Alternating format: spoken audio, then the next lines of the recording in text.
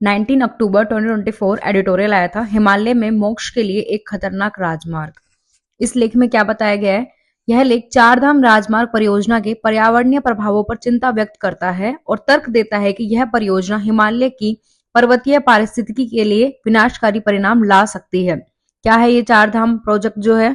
चारधाम राजमार्ग परियोजना जिस धार्मिक पर्यटन को बढ़ावा देने के उद्देश्य से शुरू किया गया था, हिमालय के पारिस्थितिक तंत्र के लिए एक विनाशकारी परियोजना साबित हो सकती है।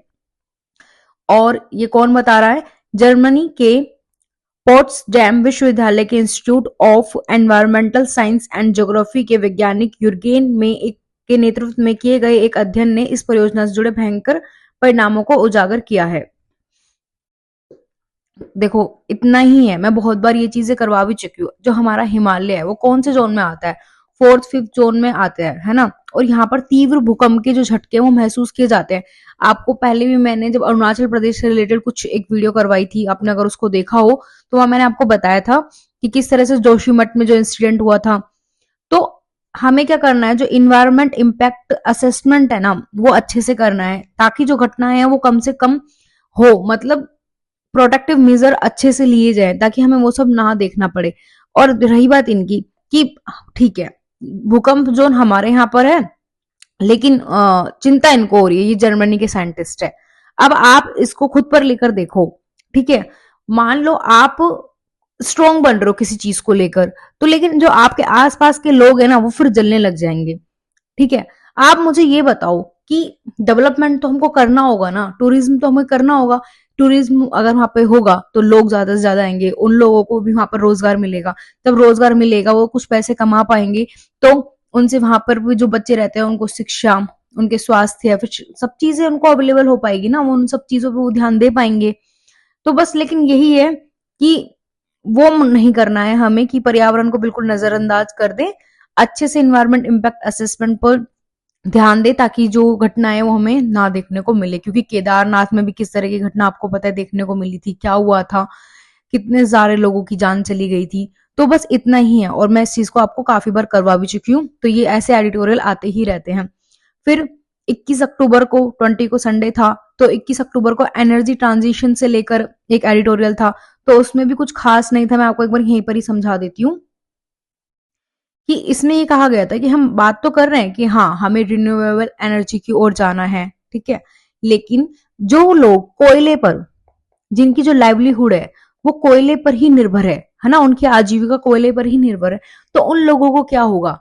ठीक है हम ग्रीन हाइड्रोजन ये सारी चीजें कर रहे हैं, वो अच्छा है, हमें हमारे कार्बन नेट जीरो कार्बन लक्ष्य को हासिल करना है। लेकिन हमें क्या करना होगा, जो उधर से हम उधर जा तो रहे, लेकिन यहाँ जो लोग हैं उन्हें भी स्किल देनी होगी, वरना बहुत सारे हमें नेगेटिव भी चीजें भी देखने को मिलेगी। फिर हमें इन लोगों के लिए भी एक कोई कल्याणकारी योजना लेकर आनी होगी। इसलिए आप ट्रांजिशन कर रहे हो ये अच्छी बात है, लेकिन यहाँ जो कोयले पर जिनकी, क्योंकि आपको पता है कोयला ही बहुत ज्यादा लोगों की लाइवलीहुड है उस पर डिपेंड करती है, तो इसलिए इनको स्किल करो ताकि ये भी रिन्यूएबल एनर्जी में पार्टिसिपेट कर पाए।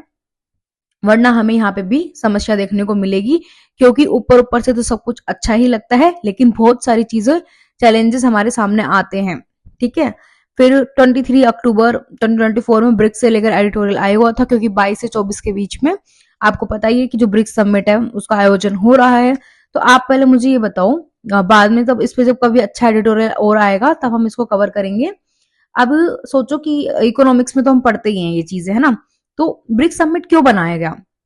ब्रिक्स समिट इसलिए बनाया गया क्योंकि आपने बताओ कि जब हमारे यहाँ पर आर्थिक मंदी आई थी तो 1990 में हमने क्या हुआ था, आईएमएफ और वर्ल्ड बैंक से बहुत सारे पैसे मांगे थे। अब अब वो क्या है, वो पैसे कब देंगे? जब वो बहुत सारी शर्तें हम रखते हैं अपनी सामने, अगर आप उनको फॉलो करते हो तो ही हम आपको पैसे देंगे। तो फिर हमारे यहाँ पर लिबरलाइजेशन आया, है ना, प्राइवेटाइजेशन हुआ। अब जब ये सारी चीजें होती है ना, तो इससे क्या होता है कि जो सरकार है वो और जनता के बीच में जो कनेक्शन होता है ना वो कमजोर हो जाता है। आप सोचते हो कि ऐसा वो क्यों कर रहे हैं, तो इसके पीछे ये रीजन होता है। अभी श्रीलंका में ही ले लो, ठीक है, उन्होंने बेल आउट पैकेज ले तो लिया, लेकिन आपको पता ही है वहां क्या क्या स्थिति बनी हुई है, किस तरह से चीजें हो रही है। तो इसलिए फिर ब्रिक्स को बनाया गया। तो यहाँ पर क्या होता है कि जो ये कंट्रीज है, ब्राजील, रशिया, इंडिया, चाइना, तो अगर हमें यहाँ पे से ऋण लेना भी है ना, तो इतनी ज्यादा शर्तें नहीं होगी, नेगोशिएशन किया जा सकता है यहाँ पर।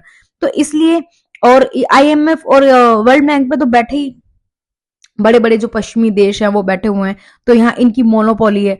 तो वो तो कौन सी चीजें यहाँ पर लागू करेंगे, पश्चिमी नीतियों को यहाँ पर लागू करवाने की कोशिश करेंगे। ठीक है, अब लिबरलाइजेशन हो रहा है ना, प्राइवेटाइजेशन, ये सारी चीजें होती है। इससे क्या होता है, जो लोकल कम्युनिटी होता है वो उसको बहुत ज्यादा इम्पैक्ट पड़ता है। क्यों, उनके जो उद्योग धंधे हैं वो सब चौपट हो जाते हैं। अगर आप अपना हिस्ट्री भी आपने पढ़ा हो तो भी वहां पर आपको देखने को मिलेगा कि कैसे हमारे जो लघु उद्योग है उनको कितना ज्यादा हार्म हुआ था, क्योंकि जो मशीनें हैं उनसे सारा सामान बहुत कम रेट पर, कम लागत पर भी तैयार हो जाता था।